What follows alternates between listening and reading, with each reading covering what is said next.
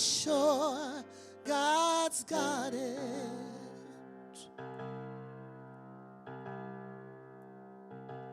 I am all of God.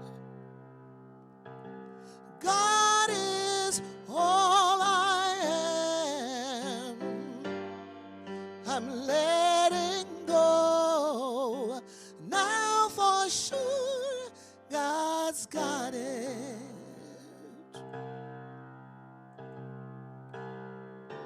What can I do but remember that I'm not alone?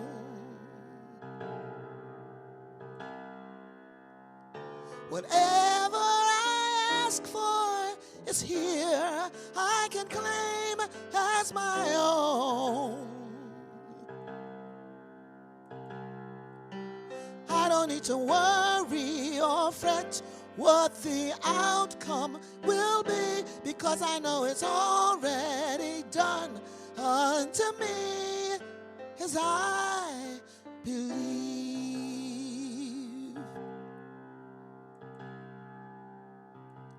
I am all of God. God is all I got. I'm letting go. Now for sure, God's got it. I'm changing my worry to love, faith, and trust, knowing God.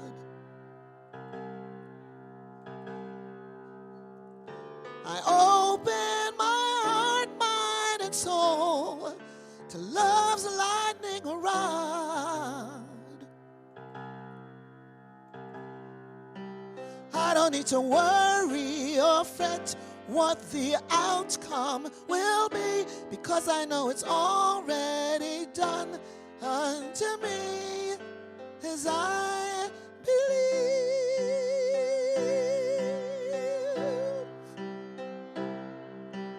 I am all of God.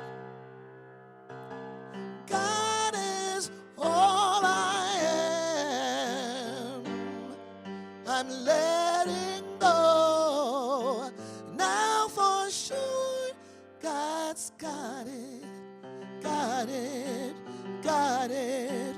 Got it. God's got it. Got it. Got it. Got it. God's got it. Come on, sing with me. Got it. Got it. Got it. God's got it. Come on. Got it. Got it. Got it. God's got it. Got it. Got it. Yeah. Got it. God's got it. Got it. Ooh. Got it. Come on, don't leave me alone. Got it. Come on now. Got it. Got it. God's got it. Got it. Got it. Got it. God's got it.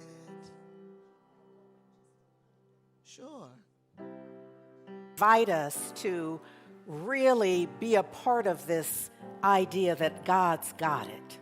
Not as an external experience, but say it enough so that your subconscious knows that your conscious mind is accepting of it. Does that make sense? God's got it. Got it. Got it. Come on. Got it. God's got it. Got it. Got it. Got it. God's got it. Got it. Got it. Got it. God's got it. Got it. Got it. Got it. God's got it. Now just continue to allow your mind to sing it to you in the silence. Come on. God's got it. God's got it. Yes. Yes. Yes. Now just bring that into your heart's awareness. God's got it. Got it. That too. That too. God's got it. Yes. Thank you, Brannis. Thank you. Thank you. Brannis, this is a song for such a time as this. There is so much that we're experiencing in the world. So the news pundits, the news video, and yesterday, it feels like sometimes just at what point are we going to holla uncle? Y'all understand what I mean? It's just like, no, we can take some more. Like there's some more crazy available to us. And my sense is that in this moment, we can acknowledge that that's enough. Like in my household, it didn't take some of us, at least the older daughters of my mother, recognize that there was a moment we could tell by her walk. Do y'all know what I'm talking about? Because there'd be a time when my mother would, I was going to say offer a suggestion, but she was really telling us what to do. And we wouldn't necessarily move right away. There wouldn't be necessarily an immediate response. And we knew that it was going to be okay because a lot of times it translated to a suggestion. You understand what I'm saying? It wasn't, but she wasn't really that concerned about it, so there wouldn't necessarily be a follow-up. Oh, but baby, there was a moment when she would walk. We could hear on the hardwood floors. There'd be a certain pace and a certain connection with that shoe on the floor, and we knew she meant that thing. And so there would be a scattering going on, to immediately fulfill it. And so I'm wanting that of us.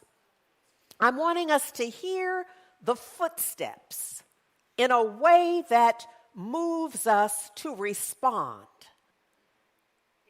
And our response needs to be very specific. Our response is not to respond in kind. I don't think you know what I'm talking about here this morning. Look, our response is not a response in kind. So it's not to look at all that is happening in the street, in the world, in Gaza. It's not for us to then think about that and be upset.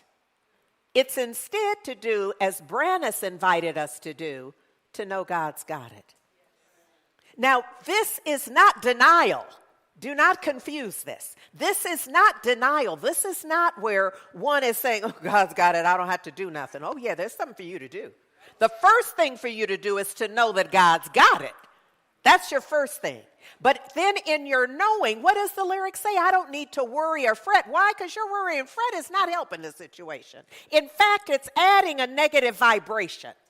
It's adding a hopelessness, a helplessness, energetic to the situation and circumstance. So I feel empowered to say, cut that out, because you're not helping. In fact, you're harming. That energy of worry and fret has us in a downward spiral rather than in an upward spiral of knowing what? Okay, that's a few. Yep, mainly the people right here kind of knew that. So I'm going to try it again. So we're not going to worry and fret because we know. Exactly so. She says, because I know it's already done unto me. What? As I believe. So if I believe in a given moment that this is a helpless, hopeless situation, and so it is for that individual. But for the one who is thinking, God's got this, I don't need to worry and fret, but there's still a role for me. There still is that I must know, that I must be in order to be a part of the divine transformation. Does that make sense? Okay, because I want to talk today a bit about what our role is, and I have some ideas. just thinking that that thing I shared earlier about, my mother's suggestions. So I'm offering it as an idea, but not really. I just thought I'd clarify. Look, part of the lyric says, I'm letting go now and Brannis, this is the way I say it now for show, because I just make it rhyme right there. I know that you, having an awareness of the true pronunciation of the word, you actually say now for sure, but I'm going to say, I'm letting go now for show. And I'm hoping y'all will remember it because I said it that way. I'm letting go now for show. I've been in an environment before where it's been suggested that I let go, but now for show. Now I'm letting go. Why? Because now the stakes are higher. Now I'm saying, okay, that's enough. This is where I'm putting my foot down. Okay, that's enough. I can't take no more. I am not going to act as if I have no power. I'm not going to act as if I don't have something to do with the way the world is unfolding and showing up. I'm not willing to act as if it has nothing to do with me or us. So I'm putting my foot down and I'm saying I'm letting go now for show because God's got it. Now, while God's got it, what is there for me to be about? Look, it's an adventure in faith. And this year, we are focused on our awareness that this stuff works and that we intend to call forth more in 24. Now, I just have to say we have to be very specific because we got more in 24. I'm just not sure that y'all were really staying focused on what the true vision is, what the true intention is, because we let in a lot of mess. We let in a lot of mess. And if we're in the world now, it's our world. And so we have some responsibility for what shows up. We're not at the effect. The world's not doing nothing to us. We are forming the world. Yeah? So we got work to do, yes? Here's what I think we can do. Pardon me. I think that, first of all, one of the things that we are doing at Heart and Soul on Saturday, August 10th, right here, is we are singing our prayers. So there is a tradition for folks of African ancestry of coming together and knowing a thing and then vocalizing that thing. So it's not a song. It is instead giving voice to, vocal vibration to. Does that make sense? So we are going to gather, and let me just say this. There is a West African proverb that says, and I'm just going to say this part of it, that if you can talk, you can sing. We're not going to be in here doing karaoke. So no one is judging. No one is looking to you to carry the note or to create melody. We are instead counting on everyone lifting their voice, their heart voice, and bringing it into the collective voice because we know that therein there is healing. So here's what we're doing very specifically. We are calling this healing while singing 'neath the baobab tree. And the baobab tree is a place of healing. It is known throughout cultures as a spot, an energetic spot for healing. So we're just going to create that metaphorically for ourselves right here. So that's on the second Saturday at 1 p.m. So it's in about a month. On the 10th of August, 1 p.m. to 2:30. So we're going to do an hour and a half right here. Can I just tell you, it's going to be juicy good and transformative. So if you come, you're coming for the transformational power of what we can do together by vision, through vision and intention.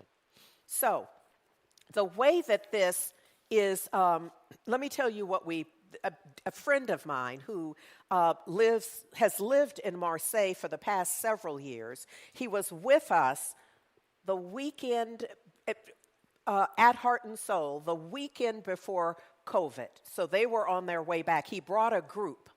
And the group that he brought of folks from Marseille really give evidence to how this works, because he began just working with them around the healing sounds. And so what they did, they were singing at Heart and Soul, but they were also at a cathedral in the city, and many of us were there. So here's what he and I came up with around this idea, that it's a reclamation of our most powerful spiritual customs uncoded. We are free to remember, meaning to remember, to put back together and to improvise. We are free to replace the lyrics, free to pepper them with our own truths and specific experiences. We are free to sing of and to our ancestors who paid the high price of continuing to live and love, and everybody has ancestors. So we sing out loud. This is key to our healing. When we sing together like this, we heal our past, we heal our present, and we reshape the future. That's our intention and vision for that gathering on August 10th. I want to tell you just a little bit about Martin Grizel, who is going to facilitate it. He's a native of San Francisco Bay Area, who's made Marseille, France, his home for the past 11 years. He's a former seminarian, a minister of music, a Bay Area radio personality, and a journalist. And he's currently working on his second book, Black Expat, The American in Marseille. His quilts are in the permanent collection of the National Museum of African American History and Culture in Washington, D.C. He created the Marseille Mixed Gospel Soul Choir shortly after arriving in Marseille. The troupe has since performed throughout the province and also in the San Francisco Bay Area, and that's the group that I was speaking of. So that's one opportunity for us to come together to shift the vibration. Now, this is a special invitation for anybody who's thinking, how is my going to Heart and Soul on Saturday, second Saturday in August, and vocalizing with folks, how's that going to change anything? I need you to know everything you do changes something, baby. Everything, every thought you think, every word you speak, every action you take has an impact on you and the planet. Because there is no just solo you, that what you're doing only impacts you. We all up in everything for everybody. Why? Because we're one. You know, it's like we fork our tongue. So on the one hand, we're one, and we're just, ooh, and all that ain't it nice. And then over here, that don't have nothing to do with me. Yes, it does. Yes, it does. It has everything to do with all of us. So you're coming here and being present and participating in lifting your voice. Your voice is a vibration, always. So I know it may not feel like that to you, but if you really think about it, there's no denying it. And what we're looking for is the engagement of the vibration intentionally. Oh, I hope that makes sense. I hope that makes sense. If it doesn't, you tell somebody, because it'll make sense to them. So look, the other option for inclusion and participation is my election intention. So remember, what did the lyrics say? I don't need to worry or fret. So for anybody who's sitting around sweating November in July and doing nothing but sweating, I need you to cut that out. I need you to set an intention to do something with that busy mind other than allow it to just run free, run amok. Yes? So what we're going to do is 100 days of mindful practice. It will begin July 28th. And the way that you can participate is to simply text to this phone number. It's up on the screen, 470-784-0250. And the intention here is for us to tune out the fear and tune in the vision. Yes? So we're saying about the election, but it's really about everything. Get in on this. What will happen is once you do this, you will get the message. So I will be reading one I'll be reading a message, and so it will come to folks as a recorded message. Yes? Because you have opted in. It won't come universally. You must opt in. This is a reminder that you must take action in order to fully participate, okay? So there'll be weekly Zoom community check-ins. You'll get that information. It's optional. You may be, I don't have time to do that. I'm going to do this part, but not that part. You pick and choose what you're going to do. I'm just saying to you as a suggestion, not do something. Do something that moves you from worrying and fretting, from the anxiety of it all. Ain't it awful? No, you won't have time to speak that because you'll be speaking from maybe some of what you got in the recordings, yes? So, look, the airwaves are filled with fear and noise and anxiety closing in from all sides. And while it's important to be informed, you don't want to go crazy with it. So this is where you start putting in your limits and balancing it, yes? Oh, I'm so glad. Usually I don't appreciate looking out at y'all and you on your phones and doing other stuff. I just need to tell you. But right now I'm loving it. Right now I'm absolutely loving it. There's a part of me that's like, yes! So look, we are intentionally cultivating a high vibration, mindfully grounded in spiritual practice for 100 days from July 28th to November 4th. That's the intention of this. For anybody who plays full out, they'll do it for the whole 100 days. But can I tell you something? If you don't do but 5 days, you'll be better off than doing a -5. Yes? So get in where you fit in. Sometimes we say 100 days and you do the first 10 and you feel good, but then you feel bad. I'm saying don't do no bad feeling. Just get back in there. Get back in there whenever you can. And if you want, do 200 days. Because everything isn't about the election. That's key. So do 300 days. I mean, do what you need to do in order to transform the planet in your mind. Because that's the first place the transformation must take place, is in you. Is this making sense? Okay. All right. So those two things, you see, we're shifting the vibe. Oh, for anybody who gets in on both, you get it. Oh, come on now. Because you will have already started on the July 28th, and then by August 10th, you come together and you do the vocal vibration aspect of that. And shut up. Okay, look at here. So we are working with 365 days of richer living. That's our daily read. And on the back of the book cover, I don't know that I ever read it before. And if I did, it never mattered to me. I got in the book and there's plenty from cover to cover in there. I just never, somehow this morning, when I picked it up, the way I picked it up, I was looking at the back cover and inadvertently read it. And this is what it says. We are living in a spiritual universe whose sole government is one of harmony. This is why we're shifting our vibration. Because the way life is ordered and designed, it's harmonious.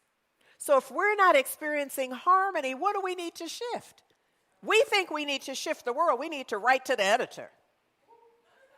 We need to start a blog. We need to phone in for a podcast or something. No, you need to change your vibration. Shift yours to harmony, because that's the intention here. Every person possesses inherent God power within. And every person can use that power for more successful living. Can I just say that there's enough here to keep you busy? You don't have time to gossip and carry on about what happened in Pennsylvania and other places. You just don't. You know, you could just say, I would talk about that if I had the time and energy, but I don't.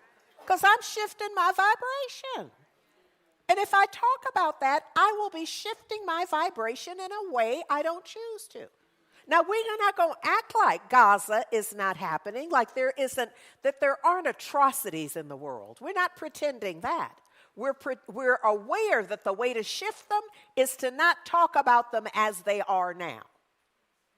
Now, I can only share with you from the level of my own consciousness. Some of y'all may have the consciousness where you can sit and watch 24-hour news and then talk about it on the hour yourself. And then do your spiritual practice and rise above it. I ain't that girl. I have to monitor mine. So those of you who are advanced, sitting up at home, just able to just say, Rev, I'm way past you, girl. I don't have to do none of that because I can listen all day and I can still go on with your bad self. That's all I can say. Because so many of us cannot afford to do that. If we do that, we'll be depressed. Our lives will take a toll. And our souls will be unhappy and out of harmony, which is the divine picture. It's the divine order and intention. So look, the rest of the lower portion of that says, in Richer Living, Ernest Holmes and Raymond Charles Barker offer daily guidance to access that power within. So they're not keeping it secret. Inspirational truths for every day of the year tell you how to access that power. Inspirational truths for every day of the year tell you how to, 1, experience more harmonious relationships. Anybody interested? Free yourself from sickness, poverty, and unhappiness. Anybody interested? Tap into your creativity. Anybody? Achieve calm and peace in the midst of confusion. Like right now. I don't need to worry or fret right now. Let go, let God bring the highest good to all of your affairs. Anybody? Okay, there are a few of us. When you use these daily meditations, you change your thinking. And when you change your thinking, you change your life. So look, that has me, it begs the question for me. Why isn't Zoom blowing up every third Monday when the practitioners lead the book study? And I figure it must be because y'all don't know what's in the book. Because if you knew what was in the book, you'd be all up in the book study. Being willing to get just another piece for the depth of it. Not that you can't read it yourself. We know that. But we know the power of the collective. We know the power of community, which is why I'm inviting y'all to come into the sanctuary as well. Make sure that you're well. And if you know you're well, come in, because there's something about, well, y'all tell me, is there something about the energetic in the room? Yeah, you're not here because you lost your internet access. And I just need y'all to know at home, I know some of y'all are at a distance. Some of y'all not commuting from Costa Rica on Sunday mornings. I know that, and I'm okay. So, you know, it has to be how it has to be. But there's some of y'all in Oakland, and not that far from here as well, who would benefit greatly from the energy, the energetic presence in the room. We know we could do the vocal. We know that we could be neath the baobab tree on Zoom, but we know it would be very different. If we had to do that, we would. We don't have to do that, though, anymore. So I'm inviting you to get in here and contribute to the energy and allow others to benefit from your presence as well. Yes? Y'all help me out in telling them. Yeah, so they know that people, I could be pretending that y'all are here in the room, but I'm not. So say something. All right. All right. Yes. So that book study is set up, the intention of it is to help us go deeper, to help us make certain we're understanding what it is and that we get the full benefit of getting in there. I'm suggesting you be there tomorrow. Get in there tomorrow. I talked last week about, I quoted from It Works, which is the little booklet that's our advanced reading for summer school this year. And this notion about getting what you want. Some of us try to make that like mysterious and uncertain, and we don't know how. It's known how. We often are just not willing to do what it takes. For a variety of reasons, the main one, I would say, if this was Family Feud, where you put the reasons in order, I would see the main one is our sense of undeservedness. We have a sense that we don't deserve to have exactly what we want. And part of this practice, this philosophy, is to support us in healing that erroneous thought. Yes? Okay, I probably hit a nerve. That's often the case when it goes silent like that.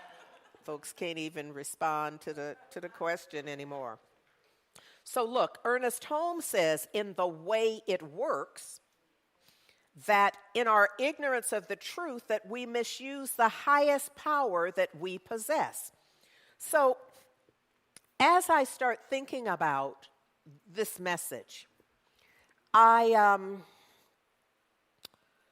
let me say this. Today's reading in Richer Living, 365 Days for Richer Living, is about faith. And here's what it says. It says, faith is more than an objective statement.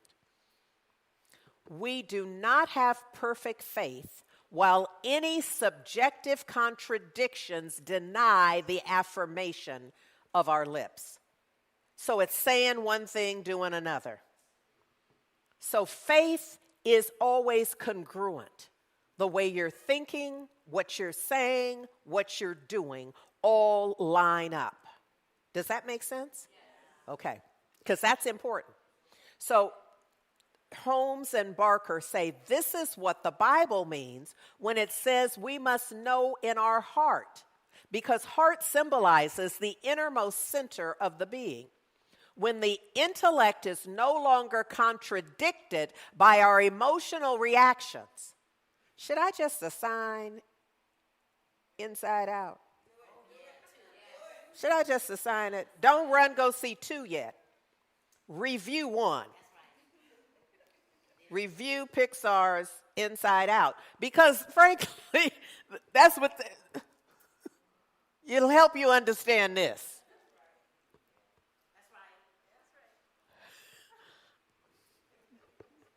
It's the truth. I can't help it. So when the intellect no longer is contradicted by our emotional, so it's when the heart and the mind agree. The thing can't happen while you're at odds. So you're thinking, I am desirous of more prosperity. Or wellness. Let's say health and wellness. This is a big one for folks. My thought is, I could beat this. I don't have to name something, high blood pressure, indigestion, diabetes, whatever it is.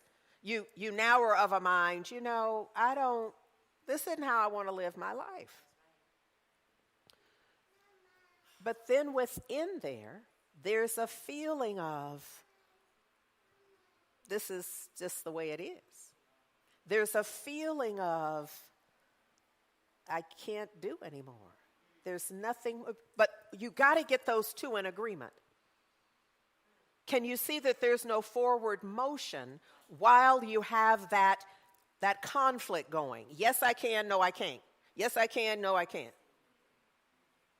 You drill yourself in more deeply. It could sound like you're in a neutral position. No harm, no foul. Nothing could be further from the truth.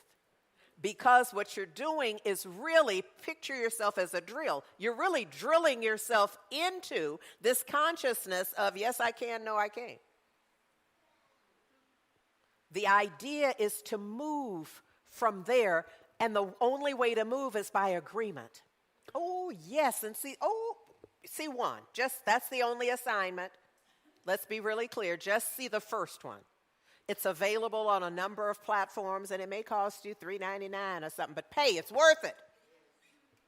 It's worth a group of you split the $3.99. Look at here. When the intellect is no longer contradicted by our emotional reactions, by unconscious doubts and fears, then the word of our mouth will immediately bear fruit. I have a sense that each and every one of us has had that happen at some point. And if you're not clear about how the world gets to be the way it is and the power you have, that feels like magic.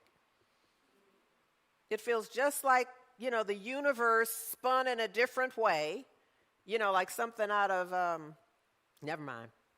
It just spun in a different way, and you ended up with what you wanted. And you're shocked. You and everybody that knows you is shocked. You can replicate that when you bring your mind into agreement, your mind and your heart. What you say you want and the true vibration of your heart's desire. Does that make sense? Yes. What question do you have about that? Even at home, put it in the chat real quick, though, because I'm already out here. Time-wise, So, move. If you have a question, put it in the chat. They'll holler it out or bring it to me or something. Any in the room? Because this is an essential piece of this. Understanding this. This is not, I've been places where it's said and we all kind of agree, and then we get out and we go, what? What did that mean? And most of us are like, we don't know. We was hoping somebody would ask. All right. Cool. All right. So look, I'm going to do this. I caught on, and I didn't catch it. I chose to watch on Netflix a documentary, six-part documentary called Sprint. And one, I love track and field. Two, I have practiced enough in my life that I can see principle in almost everything. I would say everything, but I don't want to be quizzed. I don't want no pop quiz after the service. So I'm going to say almost everything to save you the trouble. So look, in this documentary covers 7 elite athletes. So these are the folks who are vying for the title of the fastest human. So this isn't everybody that runs. This is the 7 people who have a chance of winning that. Yes? So what I noticed about this is just in a few instances, some of the runners helped me to see how I could share it with you, because sometimes it's easier. Like, for example, I find that athletes, I find that often contractors, sometimes scientists, depending upon the specific discipline, the specific emphasis for a specialization for science, can really get this practice, this philosophy, just like it just makes such sense because it's aligned with what they do.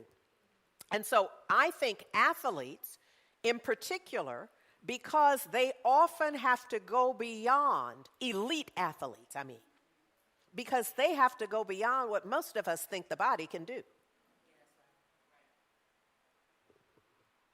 They have already engaged the body beyond what we think is even possible, particularly for continuous practice. I'm not talking about the fluke where you were able to jump so high. I mean where they can hire you because you jumped that high all the time, and the next time you break that record by jumping even higher. You know, not the 2-3 baskets you got at James Kinney Park. But where you hit you hit a 3-shot on the regular. You see what I'm saying? Who does that? Well, there are a lot. Once somebody does it, you can bet somebody's coming up to do it. And what we saw in this documentary were the folks who are coming up to get it. Once you break that record, everybody's gunning for you. That record is now available as a... Y'all better ask somebody. You don't understand. Look here. Once we demonstrate that it's doable, think the master teacher, Yeshua. Yes? Think the master teacher who is demonstrating, who is modeling certain behavior. That if I live a certain way, if I say it in a certain way, meaning from a certain place and awareness, that the thing. So here's what I'm saying is that once you see the model, once you see that it can be done, what? It's very much a part of African American history. And part of the history was to make sure folks couldn't do it, so folks couldn't see it being done. Because once it, for all immigrant folks, all folks who came from somewhere else, got here to see, what? I can do that? I couldn't do that back from where I came from. Now, what's different are people like my ancestry who were trafficked here. The ones who didn't just get up and say, well, I want to go there. But the folks who were brought, that was kind of secreted. It was that we don't want them to read because once that would just, Because the practice, the principle is, once it's done, you realize you can do it. Come on, Mother Harriet, that's why you're here. It's because you are a representation that it can be done. That freedom is available for any one of us who is willing to be and do what's required to experience it. Y'all don't hear me? Oh, okay, so look, even with the sprinters, we get this. I'm going to move fast through this, as I can. Look, so Elaine Thompson, now there are a lot of Jamaicans in here. Said our resident Jamaican. So look, so Elaine is a 6-time Olympic medalist. This is what I mean. We're talking about the elite athletes already have the record. But they're gunning for another one, if you understand what I mean. She said, if I'm pain-free, I feel unbeatable. Each of us has to put the bar somewhere. This is what I'm trying to tell you. You must weigh in what it is for you. So for that next doctor's appointment, you got to put the bar somewhere before you go in there and sit down. You can't sit down with the surgeon and let him lay it out. Do you understand what I mean by that? I'm not asking you to be kind of. I'm asking you for you to take responsibility for you. Your first visit to the doctor is never to the surgeon. You've already been through some texts. You done had some tests. You've been to the lab. There's a lot that has gone on. At the point that you have an appointment with the surgeon, you must go with an awareness of what is it for you. What does she say? If I'm pain-free, I feel unbeatable. That's hers. I'm not saying that's for you, but there's something that she knows that she set up for herself. She says, I expect this level to continue to rise because the ladies are starting to believe the unbelievable. Elaine, you better help us out with this. There's a scene where we see her in her home, and she says, this is my book. In this book, I write all the things I think and know I can do. And then she let us see that she wrote, I am the best. I am a winner. I will be the best female sprinter of all time. Because look, if she don't know it, it won't be known. Can you feel the importance of what you are bringing to it? Look, that Thomas Troward quote that I've shared with you, it's longer than I'm going to go into, but the first line is, my mind is a center of divine operation. If you can just get that part, my mind is a center of divine operation. That's a consciousness. That's what I call a come from point. Do y'all understand a come from? It's your jumping off point. It's your point of awareness. She knows and says that there's a level at which she is unbeatable. That's her jump off point. What's yours as you go for the interview? As you talk to the people about the outcomes that you want, what idea are you taking in there as your come from point? I got to remind you, practitioners are standing by. Call away, text away, email away. Get support, because you might realize, oh my goodness, my come from is I can't. You don't have to stay there, though. You must realize it, or you're just what? Or you have the mental and emotional out of whack. So you got to realize, oh my goodness, I'm standing where I start everything is I don't think I can do that. Now, if that's okay with you, then go on with your bad self. But if it's not okay with you, then get some support. Yes? Okay. All right. Noah Lyles. Okay, I'm going to have to assign this viewing. Because Noah Lyles, there are those of us who listen. I'm scanning for age here.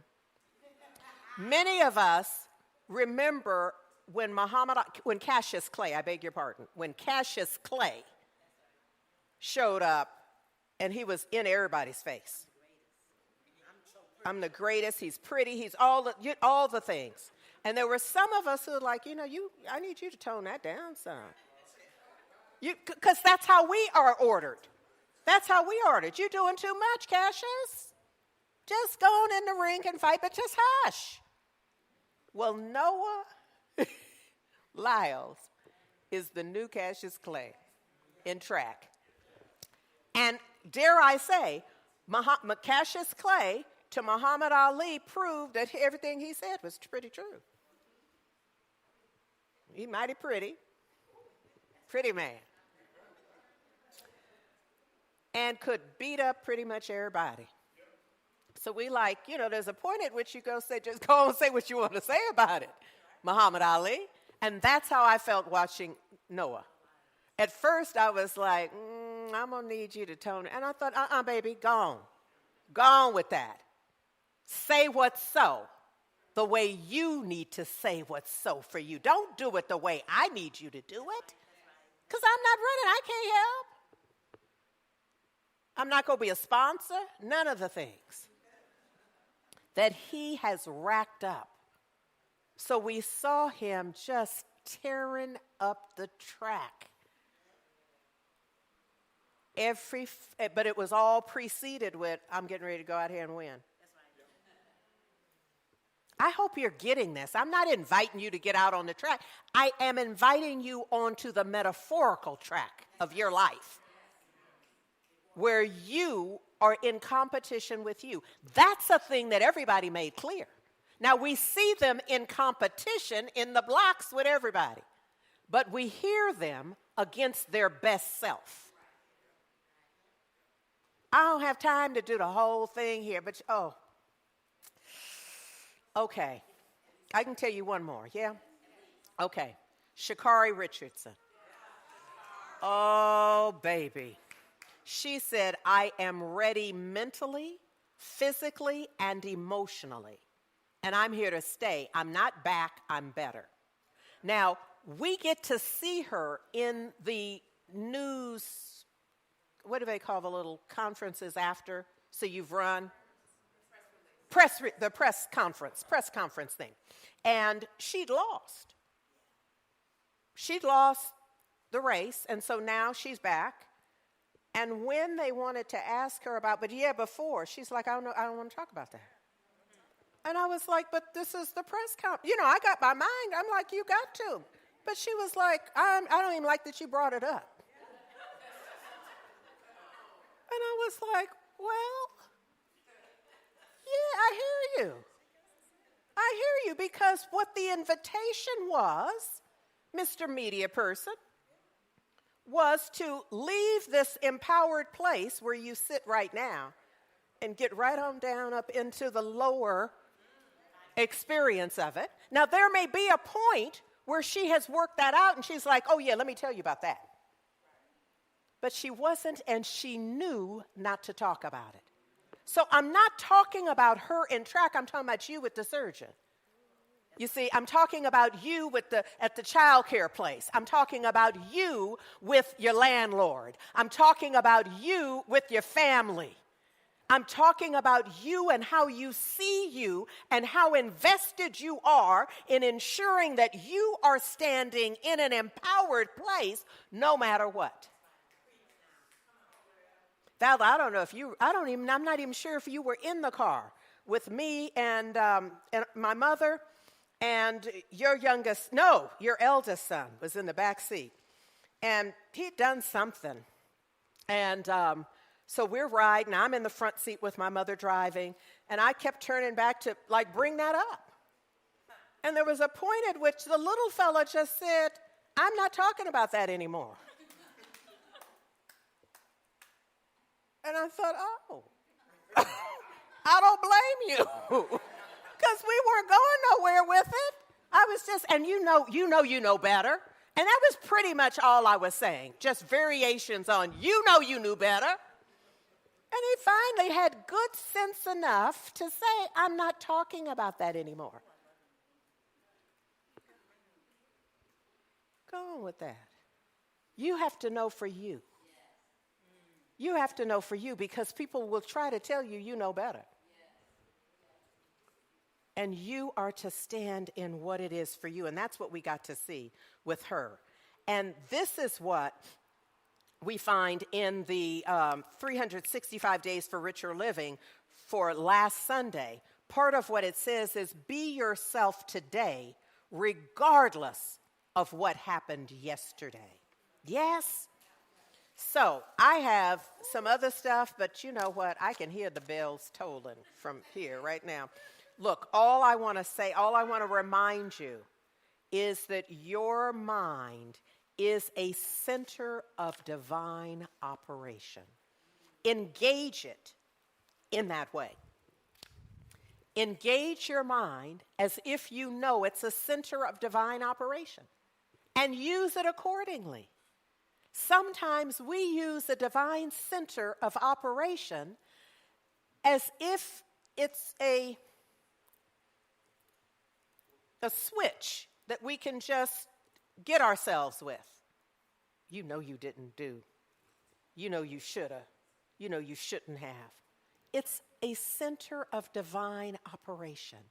Engage it accordingly. Yeah? Ooh, I am so far out of time, y'all. Or I would stay and talk some more, but y'all don't have no sleeping bags. Y'all don't have nothing that would. So, Brannis McKenzie, if you would come and start playing, then I will take that as my cue to get off of here. That would be a wonderful thing. Thank you.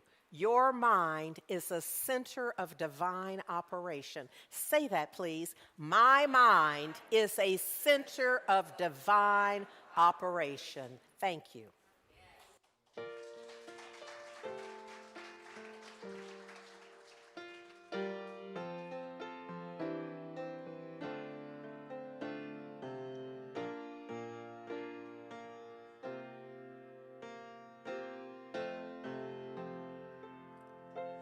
I will follow love with my heart and soul. I will give my life to the way that I'm must go. I will hold your hand, and our fears will hide with a mighty love. Only peace will find. Love saved me. Love raised me. With a holy view, I'll know what to do. Love is born anew. Love saved me. Love raised me. With a holy view, I'll know what to do. Love is born anew.